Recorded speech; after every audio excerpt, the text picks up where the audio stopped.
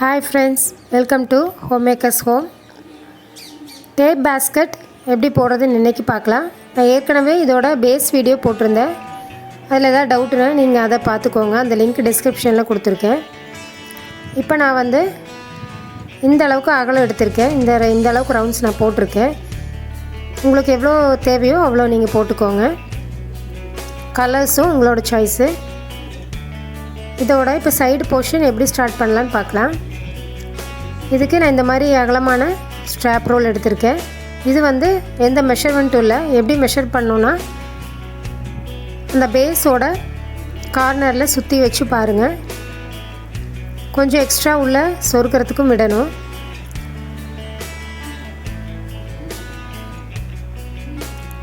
இந்த அளவுக்கு எக்ஸ்ட்ரா விட்டு கட் பண்ணிக்கலாம். இதுதான் இதோட மெஷர்மெண்ட்டு.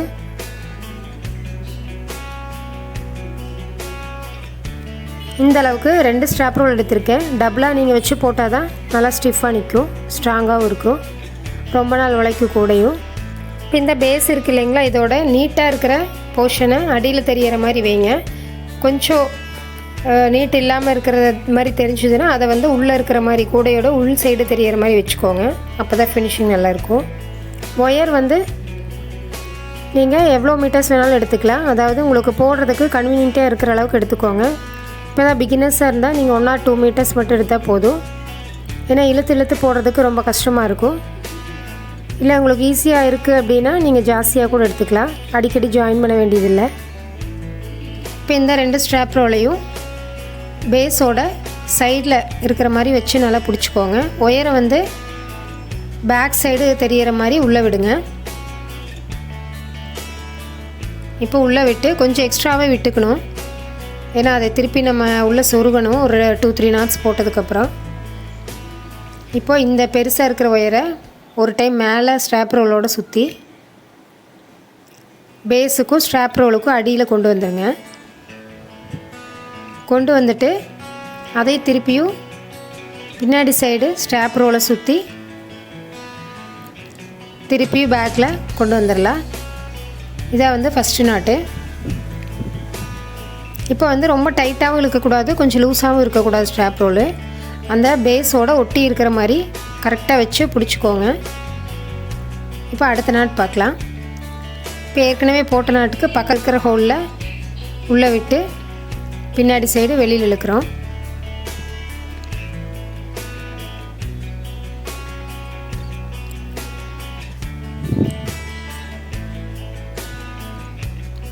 இப்போ திருப்பியும் ஸ்ட்ராப் ரோலை மட்டும் சுற்றி ஹாஃப் ரவுண்டு மட்டும் எடுத்துகிட்டு அதை பேக் சைடு கொண்டு வந்து அந்த முன்னாடி போட்ட ஒயருக்கு இடையில ஒரு கேப் இருக்குது இல்லைங்களா, ஹோலில் அதில் விட்டு எடுக்கிறோம். ஃபஸ்ட்டு நாட்டுக்கும் செகண்ட் நாட்டுக்கும் இடையில ஒரு ஹோல் இருக்கும், அதில் விட்டு டைட்டாக இழுத்துக்கோங்க.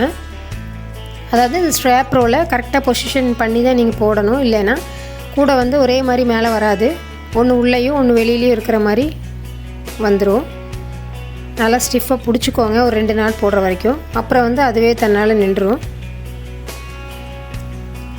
இப்போ 3rd நாட் போடலாம். சேம் அதே மாதிரி ஸ்ட்ராப் ரோலை சுற்றி ஒயரை கொண்டு வந்து அடியில் இருக்கிற ஹோல் வழியாக விட்டு உள்ளே இருக்கிற சைடில் இழுத்துக்கிறோம்.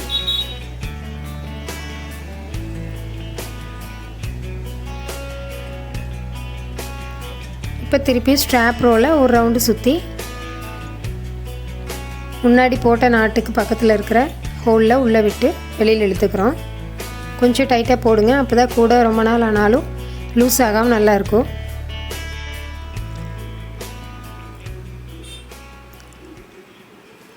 இப்போ 3 நாட் கிட்டே போட்டாச்சு. இப்போ இதே சேம் டைப் தான் ஃபுல்லாக இந்த ரோ ஃபுல்லாக போட்டுட்டு காமிக்கிறேன் பாருங்கள். இந்த ரோ ஃபுல்லாக நான் கம்ப்ளீட் பண்ணிட்டேன். இப்போ எப்படி ஃபினிஷ் பண்ணுறதுன்னு பார்க்கலாம். இந்த ஸ்ட்ராப் ரோலை அதுக்குள்ளே சொருகணும். அதுக்கு வி ஷேப்பில் கட் பண்ணிக்கலாம்.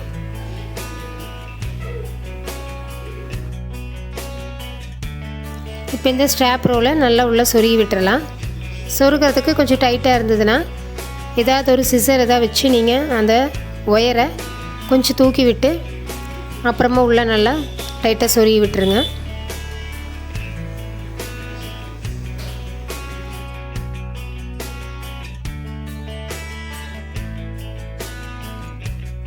இப்போ மீதி இருக்கிற நாட்ஸையும் கம்ப்ளீட் பண்ணிடலாம். அதாவது எங்கே ஸ்டார்ட் பண்ணமோ அதுக்கு முன்னாடி இருக்கிற ஹோல் வரைக்கும் நம்ம நாட் போடணும். உங்களுக்கே தெரியும் கேப்ஸ் எல்லாம் கரெக்டாக ஃபில் ஆகுதான்னு பார்த்துக்கோங்க. இதில் டபுள் நாட் போட வேண்டிய ப்ராப்ளமெல்லாம் இல்லை. ஏன்னா ஒன்ஸ் நீங்கள் பேஸ் நீட்டாக போட்டுட்டிங்கன்னா சைடு போர்ஷனும் நீட்டாக வந்துடும். இதில் எந்த கன்ஃபியூஷனும் வராது. டபுள் நாட்டெல்லாம் போடணுங்கிற பிரச்சனையே இருக்காது. அதை ரொம்ப எங்கேயாவது உங்களுக்கு ரொம்ப டிஃப்ரென்ஸ் தெரிஞ்சுதுன்னா மட்டும் டபுள் நாட் போடுங்க. நான் ஏற்கனவே மினி டேப் பேஸ்கெட் போடுறதுலேயும் உங்களுக்கு சொல்லியிருப்பேன். பட் அது வந்து ரவுண்ட் ஷேப்பு. இப்போ ஃபஸ்ட்டு ஸ்டார்ட் பண்ண ஒயர் இருக்கு இல்லைங்களா, அதை வந்து ஸ்டார்டிங்கில் அது ஃபினிஷிங் வரல, அதனால் ஒரு டைம் சுற்றி நம்ம நல்லா உள்ளே சொருகி விட்டோம்னா தான் அது ஒரு நாட் போட்ட மாதிரி நம்மளுக்கு நீட்டாக இருக்கும்.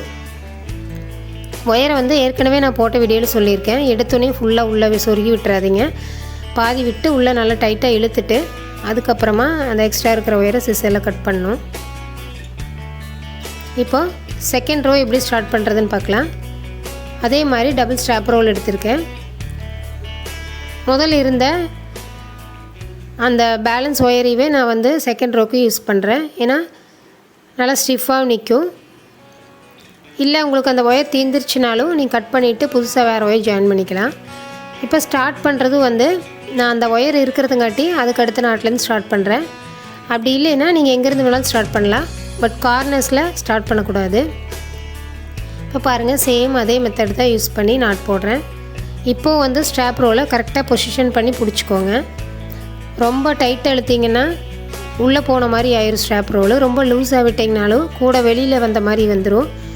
கரெக்டாக அந்த பொசிஷனில் வச்சு நீங்கள் பிடிச்சிக்கணும் 2 நாட் போட வரைக்கும். அதுக்கப்புறமா அதுவே நின்றுக்கும், போடுறதுக்கு ஈஸியாக இருக்கும். இப்போ பாருங்கள், நம்ம ஃபஸ்ட்டு ரோலை கிடைக்கிற ஹோல்ஸில் விட்டு விட்டு தான் செகண்ட் ரோவை போடுறோம். பாருங்கள், இப்போ மேலேருந்து கீழே ஃபஸ்ட் ரோவில் இருக்கிற ஹோலில் விட்டு உள்ளே இழுத்துக்கிறோம்.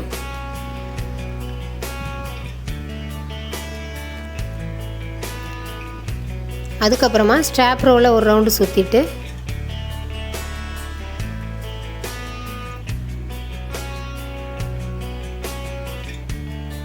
ஸ்ட்ராப் ரோவில் ஒரு ரவுண்டு சுற்றிட்டு சைடில் இருக்கிற ஹோல் வழியாக வெளியிலேருந்து உள்ளே இழுத்துக்கிறோம். இதே மாதிரி ஃபுல்லாக போட்டுகிட்டே வரணும். பாருங்கள், இப்போது நான் கம்ப்ளீட் பண்ணிட்டேன் செகண்ட் ரோ. அந்த எக்ஸ்ட்ரா இருக்கிற ஒயரை எப்படி உள்ளே சொருகியிருக்கேன்னு பார்த்தீங்களா, அதே மாதிரி சொருகிக்கோங்க. இப்போ திருப்பி ஒயர் ஜாயின் பண்ணுறது எப்படின்னு சொல்கிறேன். இப்போ இன்னொரு ஒயர் எடுத்துகிட்டு அதே அந்த மாதிரி உள்ளே விட்டுட்டு, அதாவது நம்ம நீட்டான சர்ஃபேஸ் மேலே இருக்கும் இல்லைங்களா ஒயரு, அதுக்கு தகுந்த மாதிரி நீங்கள் சொருகிக்கோங்க. ஃப்ரண்ட் சைடு வந்து ஒயரோட ஃப்ரண்ட் சைடு நம்மளுக்கு மேலே தெரியணும். அந்த மாதிரி சொருகிட்டு நம்ம ஆஸ் யூஷுவல் நாட் போடுற மாதிரி போட்டுக்கோங்க. ஃபஸ்ட்டு நாட்டுக்கு ரொம்ப டைட்டாக இழுக்க வேண்டாம், ஏன்னா அது அப்படியே கையோடு வந்துடும் சொருகுனது. அதுக்கு அடுத்த நாட்லேருந்து நீங்கள் நல்லா டைட் பண்ணிக்கோங்க. ஃபஸ்ட் நாட்டுக்கு கொஞ்சம் கையில் பிடிச்சிட்டு டைட் பண்ணுங்கள். அவ்வளோதான், ஒயர் ஜாயின் பண்ணுறதுங்கிறது அவ்வளோதான். இப்போயே சேம் மெத்தட் இந்த ரோ ஃபுல்லாக போடலாம்.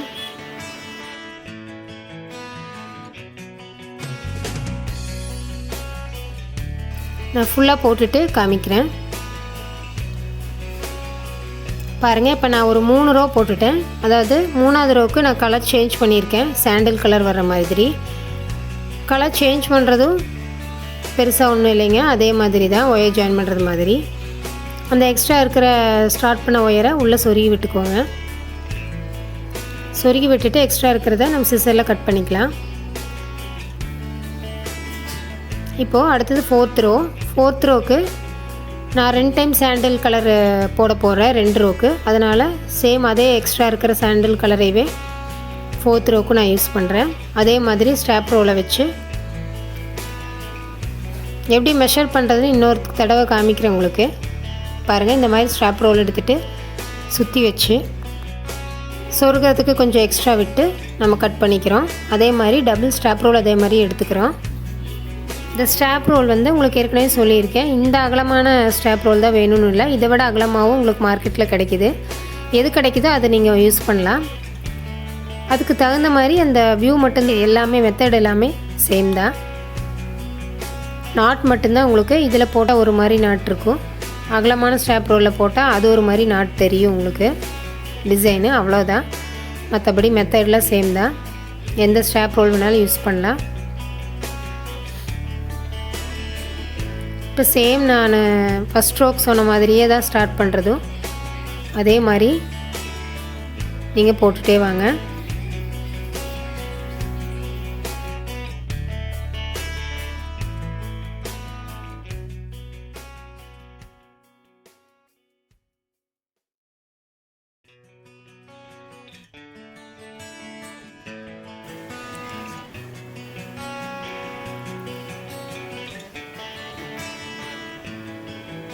இப்போ சேம் இதே மாதிரி நாட் போட்டுகிட்டே வரணும்.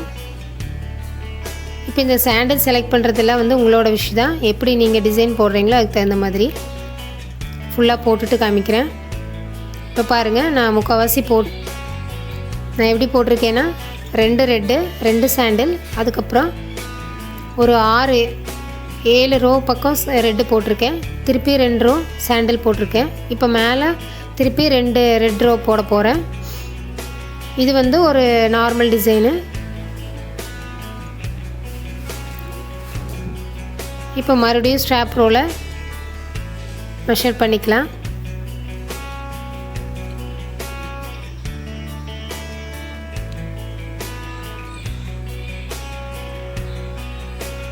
இப்போ எப்பவும் போல் ஸ்டார்ட் பண்ணி போடுங்க.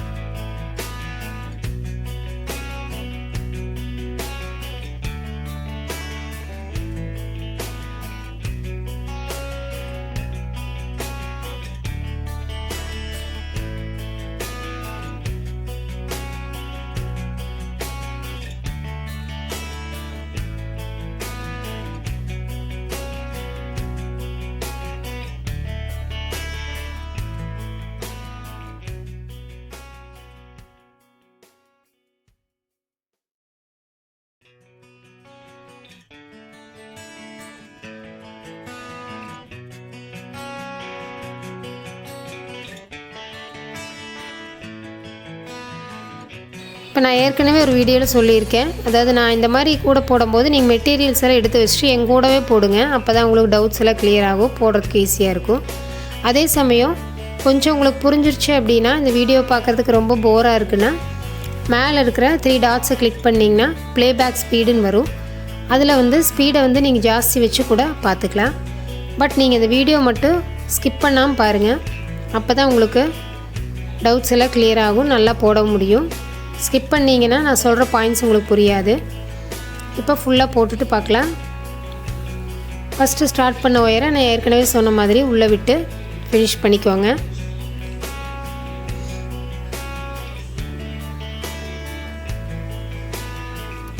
இப்போ பாருங்கள், ஃபுல்லாக ஃபினிஷ் பண்ணிட்டேன். இப்போது சாண்டில் 2 ரோ போட்டுட்டு மீதி ரெட்டும், மறுபடியும் சாண்டில் 2 ரோ போட்டுட்டு மேலே 2 ரெட் ரோ போட்டிருக்கேன். இப்போ இந்த ஸ்ட்ராப் ரோலை உள்ளே சொருகி விடணும். ஏற்கனவே சொன்ன மாதிரி வி ஷேப்பில் கட் பண்ணிவிட்டு உள்ளே சொருகிட்டேன். இந்த எக்ஸ்ட்ரா இருக்கிறத இப்போ சிசரில் கட் பண்ண போகிறேன்.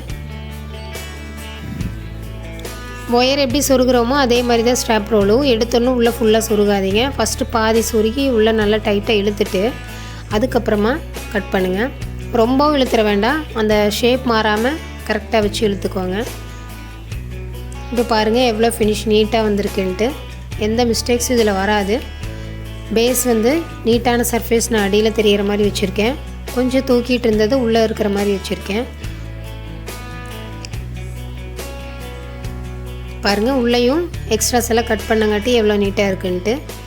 இப்போது எக்ஸ்ட்ரா எனக்கு ஒயர் இருக்குது இந்த கடைசியாக போட்ட ரோலை, அதவே நான் வந்து ஃபினிஷிங்க்கு யூஸ் பண்ண போகிறேன்.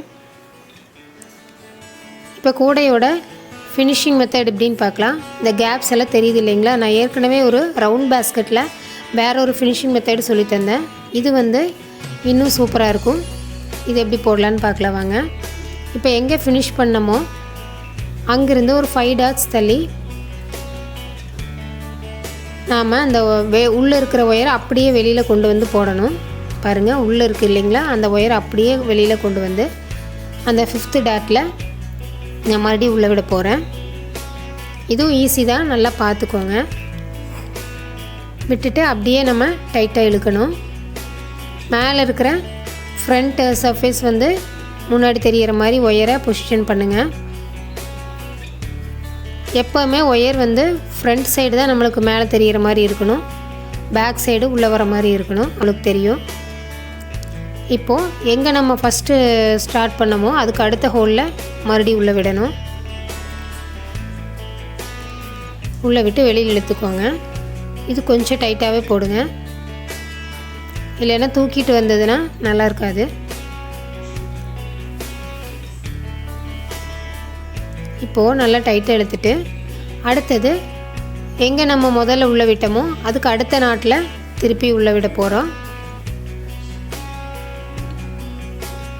அதாவது உள்ளேருந்து வெளியில் கொண்டு வரணும், அதுக்கப்புறம் வெளியிலேருந்து உள்ளே கொண்டு போகணும். இந்த மாதிரி மாறி மாறி போட்டுகிட்டே வரணும். ஃபஸ்ட்டு உள்ளே விடுவீங்க, அதுக்கப்புறம் வெளியிலேருந்து உள்ளே விடணும், உள்ளேருந்து வெளியில் விடணும். இதே மாதிரி தான். டாட்ஸ் மட்டும் கரெக்டாக நீங்கள் எவ்வளோ நாட்ஸ் அந்த ஹோலில் விடுறோமோ அதை மட்டும் கவுண்ட் பண்ணி கரெக்டாக விட்டு போட்டுக்கோங்க. ஈஸி தான்.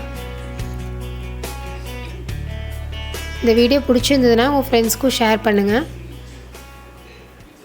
ஏன்னா இது வந்து இந்த வீடியோ நீங்கள் கற்றுட்டிங்கன்னா ரொம்ப பெனிஃபிஷியலாக இருக்கும். இது நம்ம வீட்டு யூஸ்க்கும் நமக்கு பணம் சேவ் ஆகும், வெளியிலையும் சேல்ஸ் பண்ணலாம். இன்னொரு விஷயம், நம்மளே இந்த கூட போட்டோங்கிற ஒரு சாட்டிஸ்ஃபேக்ஷன் இருக்கும்.